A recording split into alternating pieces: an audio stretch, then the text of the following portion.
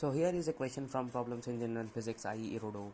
Problem number 3.39. It states that demonstrate that the potential of the field generated by the dipole with electric dipole moment p vector may be represented as phi is equal to p vector dot r vector upon 4 pi epsilon naught r cube, where r vector is the radius vector. Using this expression, find the magnitude of electric field strength vector as a function of r and theta.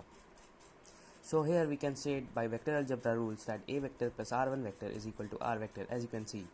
Now r1 squared is equal to r squared plus a squared minus 2ar cosine of theta.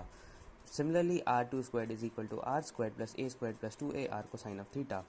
By simplifying the terms and tending a square by r square tending to 0, we can state that r1 square upon r squared is equal to 1 minus 2a cosine of theta by r. By binomial expression, we can state that r1 by r is equal to 1 minus a cos theta by r.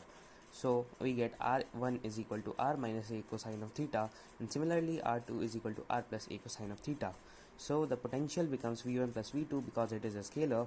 So 1 by 4 pi epsilon naught plus q upon r minus a cosine of theta plus 1 by 4 pi epsilon naught minus q upon r plus a cosine of theta, which is equal to q upon 4 pi epsilon naught into 1 by r plus a cosine of theta minus 1 by r plus a cosine of theta, which is equal to q by epsilon naught 2a cosine of theta upon r square, and this term tends to 0 because a is very less than r, which is nothing but equal to q into 2a into cosine of theta upon 4 pi epsilon naught r squared.